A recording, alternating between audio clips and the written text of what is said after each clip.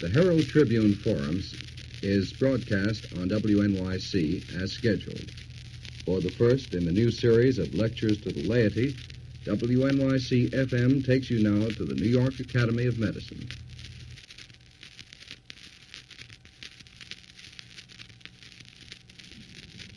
From the New York Academy of Medicine, your city station brings you the first in this, the 16th series of Lectures to the Laity. This opening lecture, the Lindsley R. Williams Memorial Lecture on Men, Machines, and the World About, is to be delivered by Dr. Norbert Wiener. To inaugurate this new series of lectures to the laity, we now introduce Dr. Benjamin P. Watson, President of the New York Academy of Medicine. Ladies and gentlemen, this evening we inaugurate the 1950-51 series of lectures to the laity. It was a happy thought on the part of the officers of the New York Academy of Medicine 16 years ago, which led them to institute those lectures. Medicine had then long passed the stage when it was practiced empirically. The foundations of the scientific approach had been laid. The basic medical sciences had been well established, and medicine was drawing more and more upon pure science for the elucidation of its problems. Science in many of its branches was being taught in our schools and our colleges, and so the public at large was becoming capable of understanding the nature and implications of scientific progress. It is with the idea of showing how scientific advance is furthering our knowledge of health and disease that these laity lectures are given.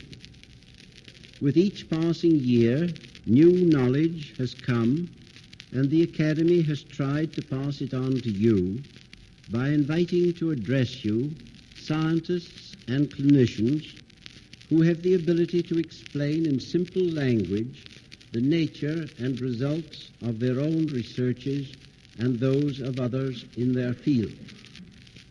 In this year's series, you will have discussed in succeeding sessions what might be called this evening the mechanics of bodily functions, the subtle action of the endocrine organs, the intriguing subjects of psychology and psychiatry with their bearing on mental and bodily health, the action of the antibiotics, and the possibilities of still greater discoveries in this field. It is with such broad aspects of medical thought and progress that these lectures deal. In the most recent number of the New York Medicine, which is the official publication of the Medical Society of the County of New York, there is an editorial on the scope and content of the present series of lectures to the laity, in which it is asked, what is a layman? And answering the question by stating, with much truth, that many of our doctors constitute what might be called the professional laity, and that they could profit greatly by attending those lectures. I place myself in this category. For even the most hard-working and studious of medical men cannot keep abreast with all that is going on in science as applied to medicine. I take this editorial as a great compliment to the members of the Special Committee of the Academy, with Dr. Harold B. Keyes as chairman and Dr. Iago Galston as secretary, who are responsible for choosing subjects and speakers.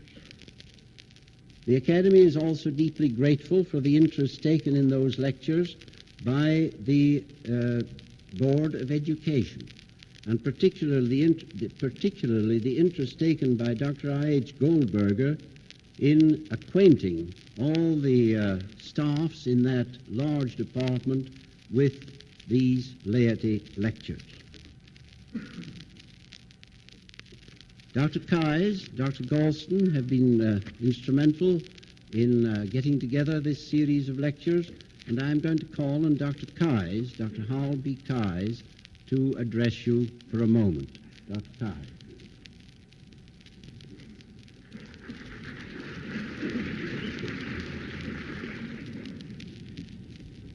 It's my privilege to introduce the chairman of the evening.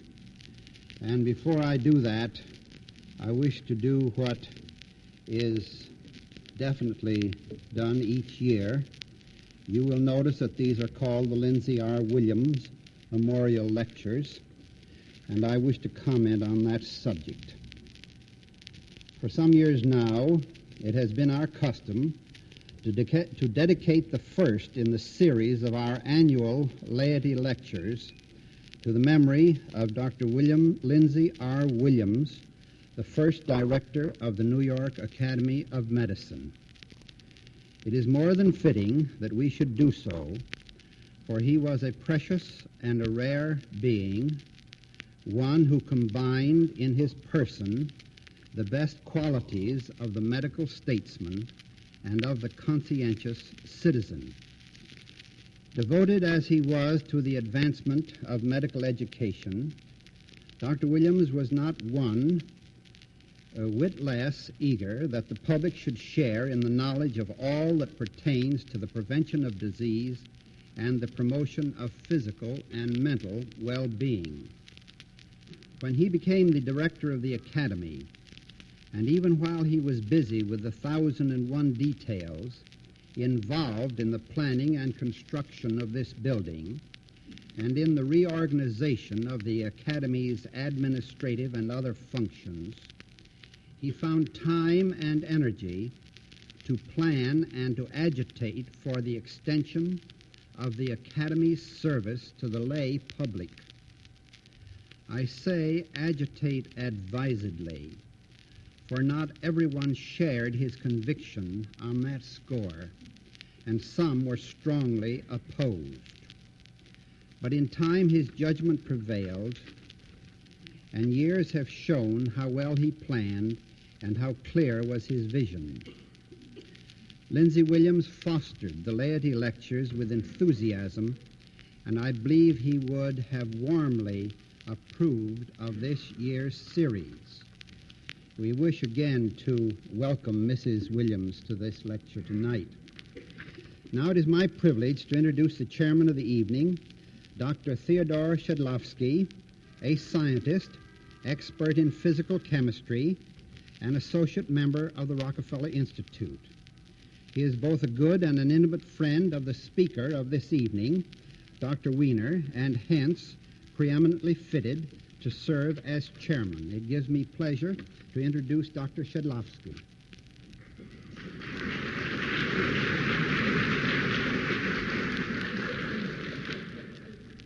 Thank you, Dr. Keyes. It's a great pleasure for me to introduce the speaker to you, because that is so easy. I doubt that there is a person in the audience who does not know of Dr. Wiener as the author of cybernetics, as an eminent mathematician. And so perhaps it would be more appropriate to introduce the audience to Dr. Wiener. I think I can assure our speaker that many in the audience know that Dr. Wiener has made very important contributions in the field of mathematics, in Fourier analysis, Fourier transform, in logic, in various branches of mathematics. Not so many in the audience, I believe, are aware of the fact that in a certain sense, Professor Wiener does not have exactly a formal degree in mathematics. His doctorate was really in philosophy. He is a product of the academic scene. He was, I believe, born on campuses.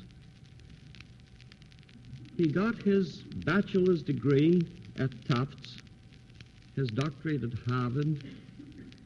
He studied in Cambridge, England, Göttingen, Columbia, Cornell. These are not given chronologically.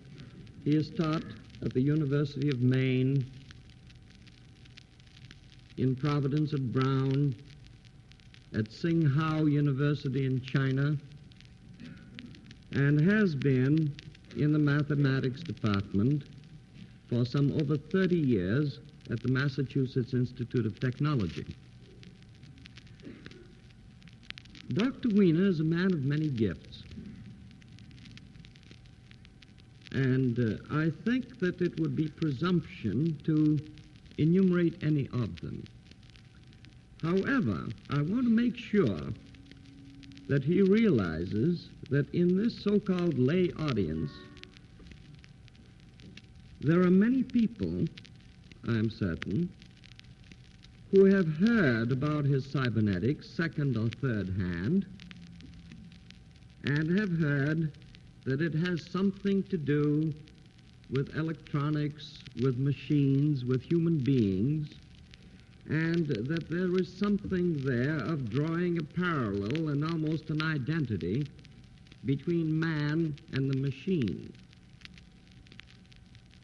Dr. Wiener, I hope, knows that there are some in this audience who consider it an insult to make that a sort of comparison, an insult to man.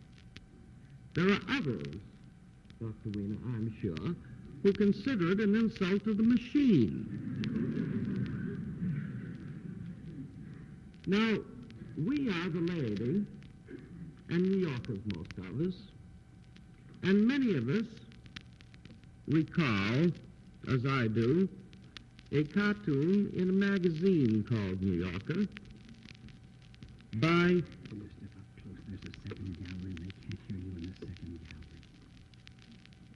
A magazine called The New Yorker carried some years ago a cartoon by Charles Adams.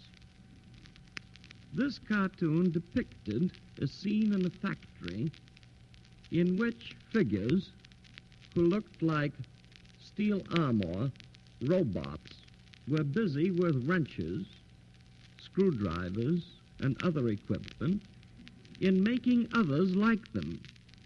There were two human figures in this cartoon, one apparently the owner of the factory or the chief executive, and a visitor. And the owner was saying, "Yes, you know, I often wonder what all this is going to lead to."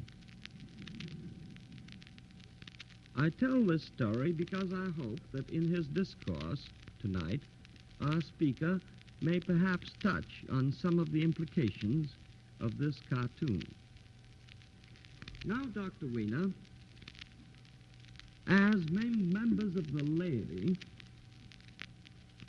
I would ask you to give us guidance, divine or otherwise, in connection with at least some of the problems suggested by your title of Men, Machines, and the World About. Dr. Wiener.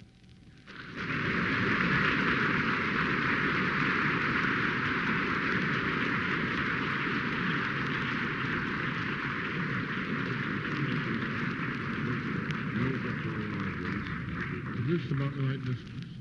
Oh, this is it. I, in the first place, now feel the high point of the evening has been reached, and I shall now take care of its gradual decline. In the first place, I'm going to start historically with the various things that got me interested in these problems, because they are relevant to the various things I shall have to say about the present status of the problems. There were two converging streams of ideas that brought me into cybernetics. One of them was the fact that in the last war, when it was manifestly coming, but before Pearl Harbor at any rate, when we were not yet in the conflict, I tried to see if I could find some niche in the war effort at that time.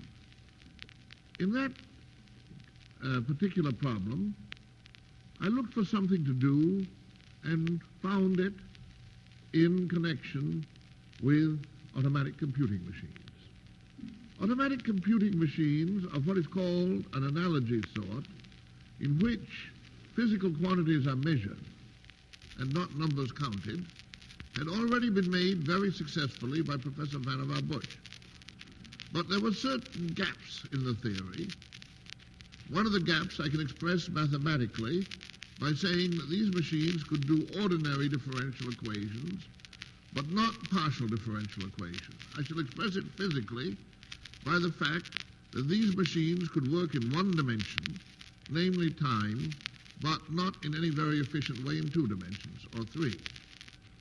Now, it occurred to me that A, the use of television had shown us a way to represent two or more dimensions on one, and B, that the previous devices which measured quantities should be replaced by a more precise sort of device that counted quantities. These were not only my own ideas, but at any rate, they were ideas that I had then, and I communicated them in a memorandum to Vannevar Bush, who was then in charge of scientific war planning for the entire country. The report that I gave was, in many ways, not in all, a substantial account of the present situation with automatic computing machines, so that I had already become familiar with the idea of the machine which does its arithmetic by making choices on the basis of previous choices, on the basis of previous choices, and so on, according to a schedule furnished to the machine by punch tape or by magnetized tape or other methods of the sort. Now, the other thing that led me to this work was the problem that I actually got put into in war work. It turned out that at that time, Professor Bush did not feel that this contribution was immediate enough to have been effective in the last war. So I looked around for another thing, and the great question that was being discussed at that time was anti-aircraft defense. It was the time of the Battle of England, and the existence of the United States as a combatant country, the survival of anybody to combat with Germany, seemed to depend on anti-aircraft defense. Now, the anti-aircraft gun is a very interesting type of instrument. In the First World War, the anti-aircraft gun had been developed as a firing instrument, but one still used range tables directly by hand for firing the gun. That meant, essentially, that one had to do all the computation while the plane was flying overhead. And naturally, by the time you got in a position to do something about it, the plane had already done something about it and wasn't there. It became evident, and this long before the work that I did, by the end of the First World War, and certainly in the period between the two, that the essence of the problem was to do all the computation in advance and embody it in instruments which could pick up the observations of the plane and fuse them in the proper way to get the necessary result, to aim the gun and aim it not at the plane, but sufficiently ahead of the plane so that the shell and the plane would arrive at the same time, as in duck shooting. Well, that led to some very interesting mathematical theories. I had some ideas that turned out to be useful there, and I was put to work with a friend of mine, Julian Bigelow, and very soon we ran into the following problem. The plane, the anti-aircraft gun is not an isolated instrument. While it can be fired by radar, the primitive and obvious method of firing it is to have a gun pointer. Now, this gun pointer is a human element. This human element is joined with the mechanical elements of your predictor.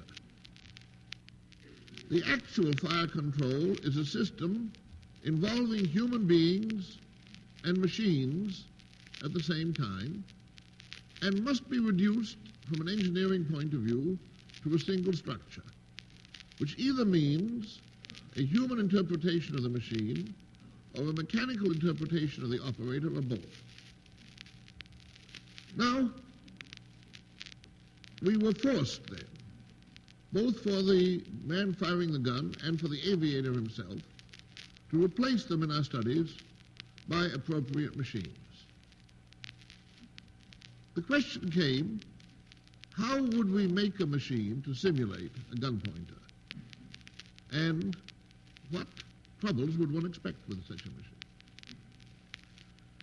Now, there is a certain sort of control apparatus that is used for controlling speed in the governors of steam engines, that is used for controlling direction in the ship steering apparatus, which is called a negative feedback apparatus. In the ship steering apparatus, the quartermaster who turns the wheel does not move the rudder directly. The rudder is much too heavy in a modern ship for a dozen quartermasters to move directly. What he does is move an element in the steering engine house which is connected with the tiller of the ship by another element. The difference between the two positions is then conveyed to the steering engines on the two sides of the ship to regulate the admission of steam in the port or the starboard steering engine. The steering engine moves the rudder head, the tiller, in such a way as to cancel this interval that has been placed between this moving element and the rudder head, and in doing that, it recloses the valves and moves the rudder of the ship. In other words, the rudder is moved by something representing the difference between the commanded position and the actual position of the rudder. That is called negative feedback. This negative feedback, however, has its diseases. There's a definite pathology to it, which was already discussed, you will be rather astonished at the date, in 1868 by the great physicist Clerk Maxwell in a paper of the Proceedings of the Royal Society on Governors. If the feedback of the rudder or the governor is too intense, the apparatus will shoot past the neutral position a little more than it originally was passed on one side, will shoot still further past on the other, and will go into a hunting. Now, since we thought that the simplest way we could explain human control was by a feedback, we wondered whether this disease occurred. We went to our friend, Dr. Arturo Rosenbluth, who was then Cannon's right-hand man at Harvard, and in the Harvard Medical School, the physiologist, with the following question. Is there any nervous disease known in which a person trying to accomplish a task starts swinging wider and wider and is unable to finish it? If, for example, I reach for my cigar, I suppose that the ordinary way I control my action is in such a way as to reduce the amount by which the cigar has not been picked up. If the feedback is excessive, I would expect to go into a swing of that sort. Is that disease known? The answer was, most definitely that disease is known. It has exactly the symptoms named. It occurs in the pathology of the cerebellum, the little brain. It's known as purpose tremor or cerebellar tremor. Well, that gave us the lead. It looked as if a common theory could be given to account for the pattern of human behavior and control machine behavior, in this case, and that it depended on negative feedback. That was one of the leads that we had. The other lead went back to the study of the automatic control machinery, the automatic computing machinery. In the first place, automatic computing machinery is of no value except for one thing, its speed. It's more expensive than the ordinary desk machines, enormously more. You don't get anything out of it unless you use it at high speed. But to use a machine at high speed, it is necessary to see that every operation one carries out is carried out at a corresponding speed. If you mix in slow stages with fast stages in a machine, the slow stages always win out. They more nearly govern the behavior of the machine than the fast stages. Therefore, the commands given to a high-speed computing machine cannot be given while the machine is running by hand. They must be built in advance to what is called a taping, like punch cards, like punch tape, like magnetic tape, and the like. And your machine must not only control the numbers in their combination, but the scheduling of operations. Your machine must be a logical machine. There again, we found a great similarity to what a human being was doing. The human nervous system, it is perfectly true, does not exhaust all of human control activity. There is without any doubt a control activity in man that goes through hormones, that goes through the blood, and so on. But as far as the nervous system works, the individual fibers come very near to showing an all or none action. That is, they fire or they do not fire. They don't fire halfway. If your individual fibers leading to a given fiber and connected with it by what is known as synapses fire, in the proper combination, perhaps at least as many as a certain number, and if certain so-called inhibitory fibers do not fire, the outgoing fiber fires, otherwise not. Now this is an operation of consecutive switching, extremely like the consecutive switching of the automatic computing machine. And this led us to another comparison between the nervous system and the computing machine. And led us furthermore to the idea that since the nervous system is not only a computing machine, but a control machine, that we may make very general control machines working on the successive switching basis and much more like the control machine part, the scheduling part of a computing machine, than we might otherwise have thought possible. In particular, it seemed to us a very hopeful thing to make an automatic feedback control apparatus in which the feedback itself was carried out in large measure by successive switching operations such as one finds either in the nervous system or in the computing machine. It was the fusion of these two ideas, each of which has a human or animal side and has a mechanical side, which led to cybernetics. That book I wrote in response to a request from a French publisher, and I chose the name because I felt that this particular combination of ideas couldn't be left too long an unbaptized orphan, from the Greek word kybernetes, meaning steersman, as essentially the art of the steersman.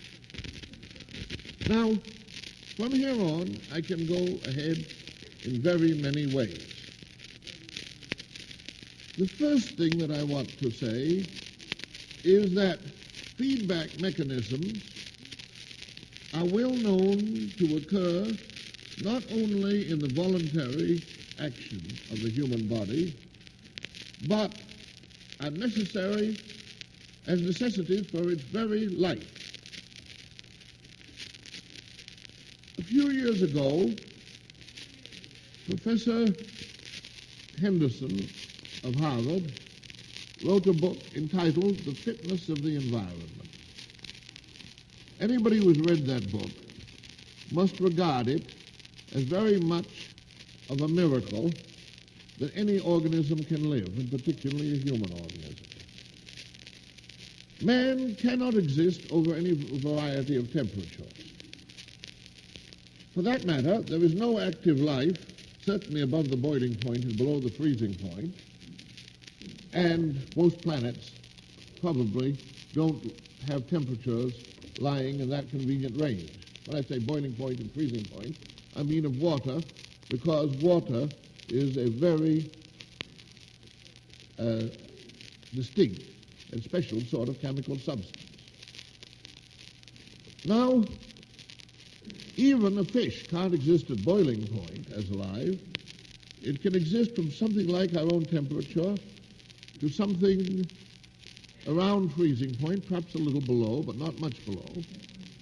And we can't do anything like that. We either have a chill or a fever if we get near it, and the temperature within which life is possible does not vary for any extended period for man, certainly much over 10 degrees, and practically varies much less than that. Again, we must live under constant conditions of saltiness of our blood, of urea concentration in our blood, and so on. How do we do this? The idea goes back to Claire Bernard and was developed very much by Cannon. We are full of what are called homeostatic mechanisms, which are mechanisms like thermostats. A homeostat is a mechanism which keeps certain bodily conditions within a narrow range. One of those homeostats, probably at least in part located in the medulla, regulates temperature. Another one regulates breathing rates. Another one of them regulates urea concentration. It's the apparatus of the kidneys. And there are not only a few, but many, many such controls. Now, such a control is like the house thermostat.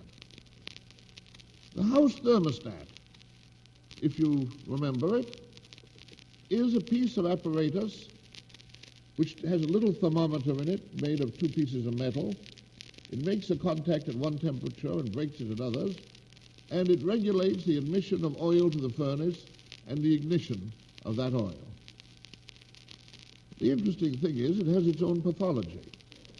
Many of you people must know that. We have a house in which there is a thermostat which some brilliant architect placed in the only room in the house with a fireplace. The result is that if we want to cool the house in winter, we light the fire. Because we give false information to the thermostat that the house is warm, and the thermostat turns out the furnace fire. Well, I may point out that a similar phenomenon in the human thermostat might cause chills or might cause fever. I'm going to depart a little bit from the main object of talk because this thing is medically very interesting. There are certain diseases, I'm not going to go into a characterization because I am not going to commit myself before so many doctors,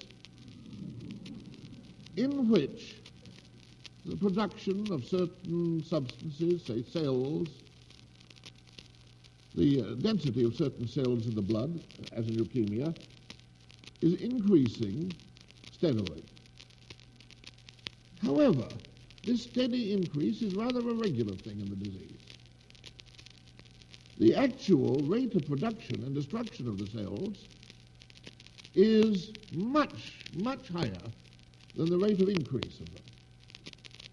Now, that might be due, conceivably, to an independent disease of production or of destruction, but I don't think so.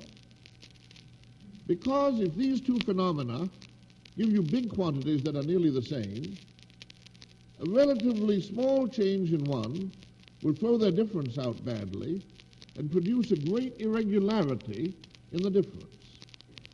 That's what would happen if we had no homeostat. I don't think that's what happens.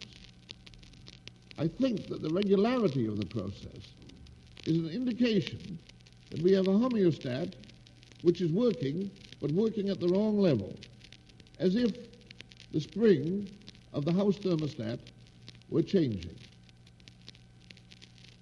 That is an idea which is entirely tentative, but may have serious consequences for medicine. Now, there is another side to this that is also interesting.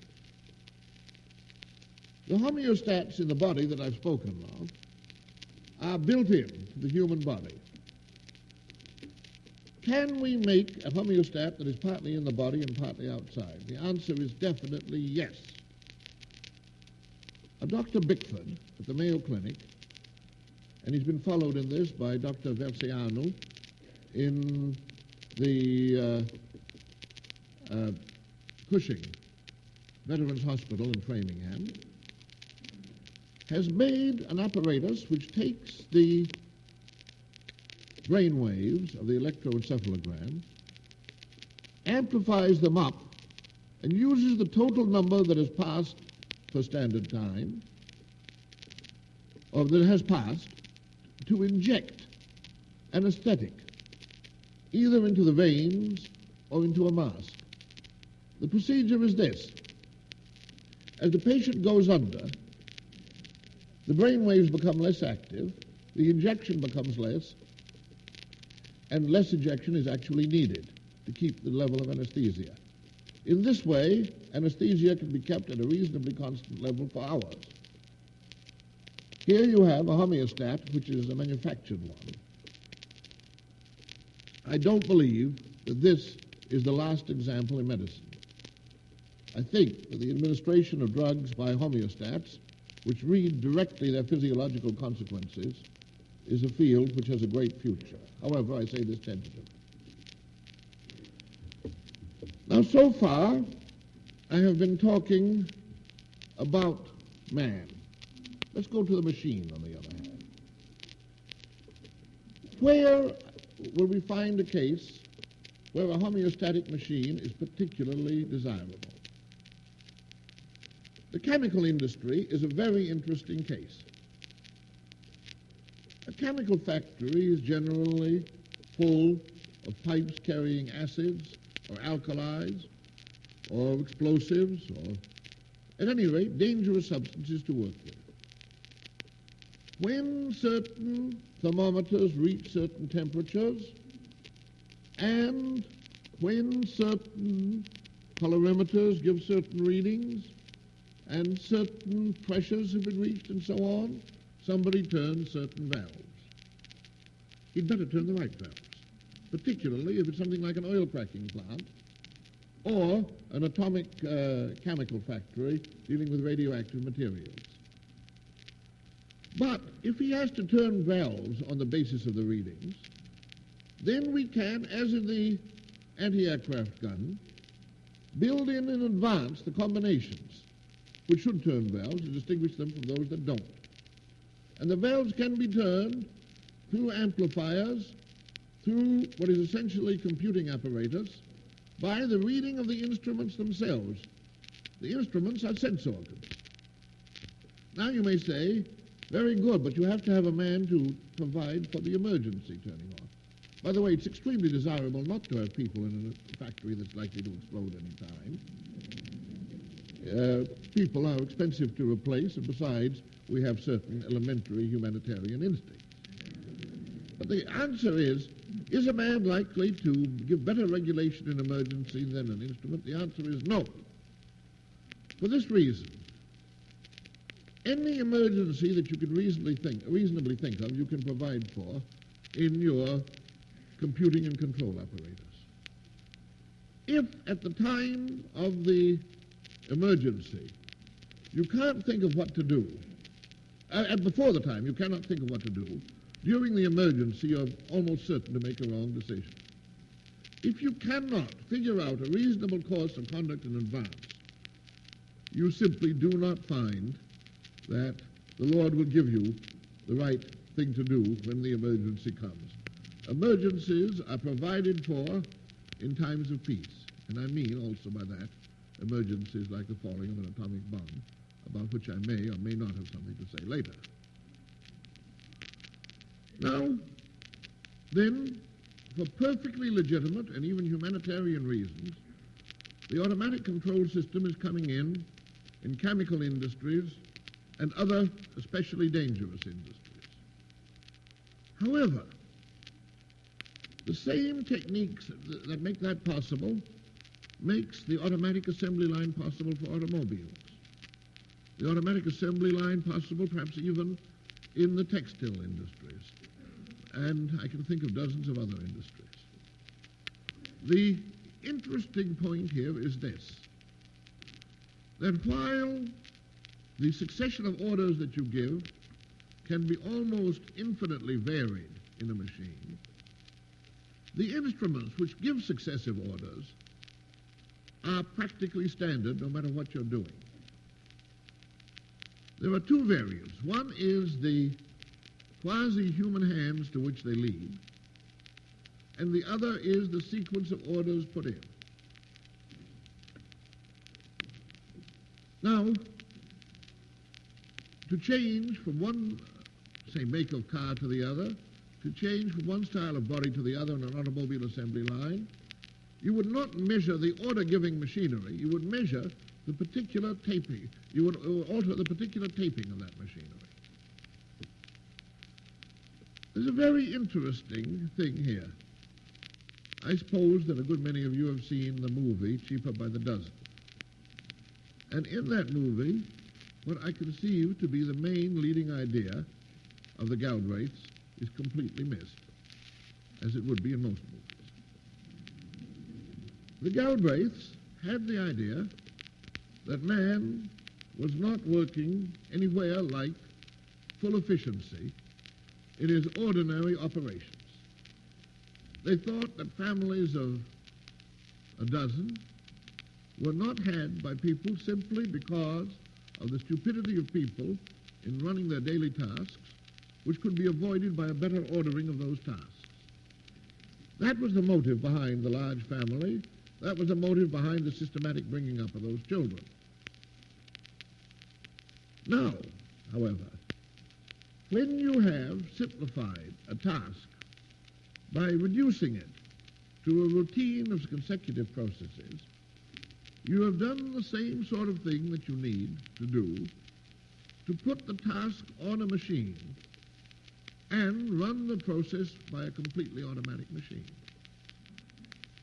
The problem of industrial management and ordering, which was handled by Taylor, by the Galbraiths and so on, is almost the same problem as that of the taping of a control machine.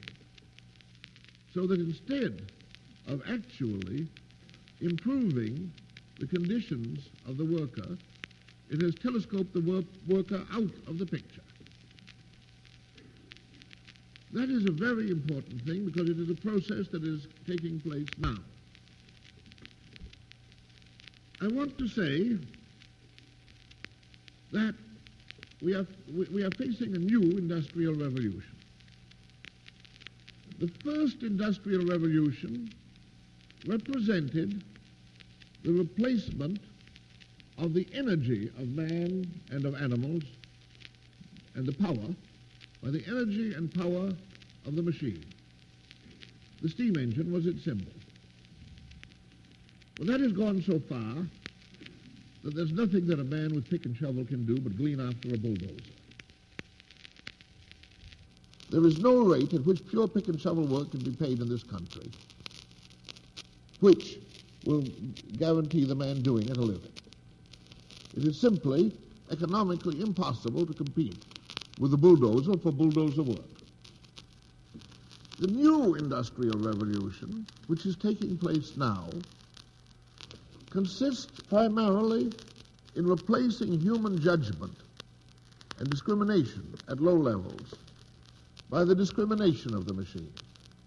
The machine appears now not as a source of power, but as a source of control and a source of communication. We communicate with the machine, and the machine communicates with us. The machines communicate with one another.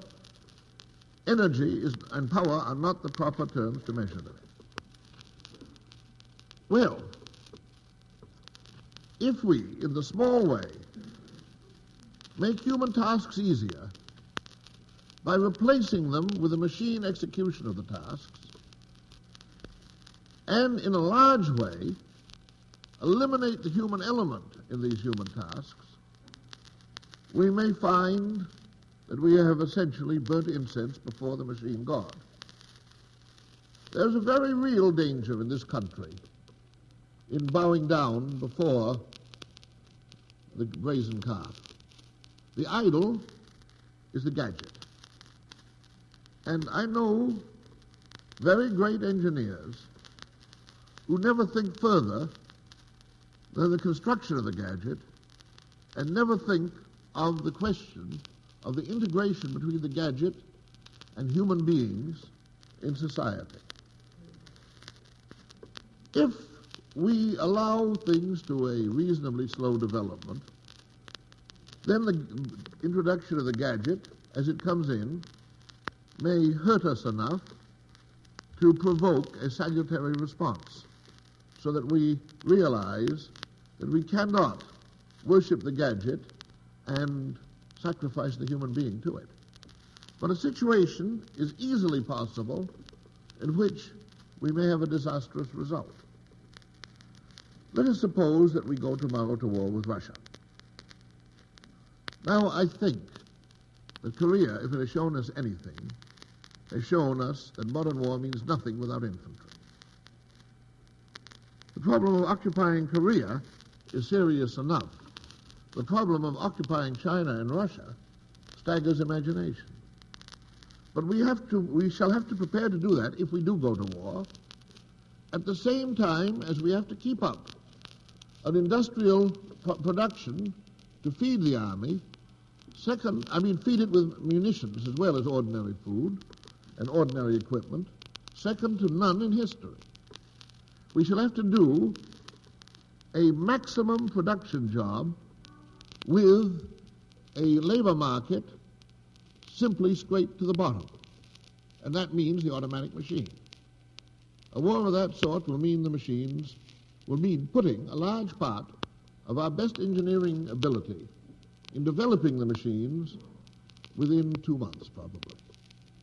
Now, it happens that the people who do this sort of a job are there. They're the people who have been trained in electronic work in the last war, who worked with radar. We're further on with the automatic machine than we were with radar at the beginning, at Pearl Harbor. Therefore, the situation is that probably 2 to 3 years will see the automatic factory well understood and beginning to be itself in production.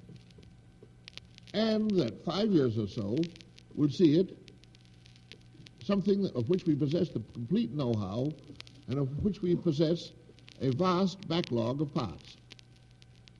Also, in war, social reforms do not get made.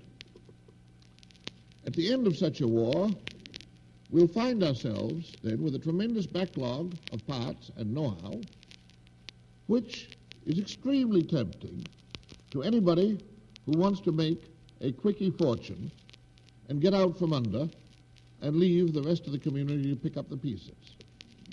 That may very well happen. If that does happen, heaven help us. because we'll have an unemployment compared with which the Great Depression was a nice little joke. Well, you see the picture drawing together. Now, I suppose one of the things that you people would like will be consolation. Gentlemen, there is no Santa Claus. If we want to live with the machine, we must understand the machine. We must not worship the machine. We must make a great many changes in the way we live with other people. We must revalue leisure. We must turn the great administrators of business, of industry, of politics into a state of mind where they will consider that the leisure of people is their business and is not none of their business. We shall have to do this unhampered by slogans which fit a previous state of society and don't fit the present. We shall have to do this unhampered by the creeping paralysis of secrecy which is engulfing our government. Because secrecy simply means that we are unable to face situations as they are. The people who have to control situations are in no position to handle them. We shall have to realize that while we may make the machines our gods and sacrifice men to machines, we do not have to do so, and if we do so, we deserve the punishment of idolaters. It's going to be a difficult time. If we can live through it and keep our head, and if we do not get annihilated by war itself and our other problems, there is a great chance of turning the machine to human advantage. But the machine itself has no particular favor for humanity. It is possible to make two kinds of machines. I will not go into the detail. The machines whose taping is determined once for all, and the machines whose taping is continually being modified by their experience. The second sort of machines can, in some sense, learn. Now, gentlemen, the moral problem of the machine differs in no way from the old moral problem of magic. The fact that the machines follow laws of nature and magic was supposed to be outside of nature is not even an interesting moral issue. Sorcery was condemned in the Middle Ages. A certain modern type of gadgeteer would have been hanged or burnt as a sorcerer under the ethics of the Middle Ages. And the interesting thing is that the Middle Ages, to a certain extent, I don't mean in its favor for the flame, but in its disfavor for the gadgeteer, has a point of being right. Namely, sorcery was not the supernatural, the use of the supernatural. It was the use of human power for other purposes than the greater glory of God. Now, I am not a theist when I say the greater glory of God. I mean it for some end to which we can give a justified moral value. I say that the medieval attitude is the attitude of the fairy tale in many things. But the attitude of the fairy tale is very wise in many things that are relevant to modern life. If you have the machine which grants you your wish, then you must pay attention to the old fairy tale of the three wishes, which tells you that if you do make a wish which is likely to be granted, you'd better be very sure that it is what you want and not what you think you want. If you know the story of the monkey's paw, Jacob's story, a talisman grants a couple 3 wishes. The first is for £200. Immediately the man appears from the factory to say that their boy has been crushed in the machinery, and although the factory recognizes no responsibility, they will give a solace of £200. Then the next wish is that they wish the boy back again, and his ghost appears. Then they wish the ghost away, and that finishes that story. That is common in folklore, and is quite as significant with regard to the machine as it is with regard to any other magic. The other thing is that the machine that can learn is essentially a genie. And you all know the story of the fisherman and the bottle. He opens the bottle and the genie appears, and tells him that it has decided to kill the man that opened the bottle. The fisherman talks the genie back into the bottle. Gentlemen, when we get into trouble with the machine, we cannot talk the machine back into the bottle.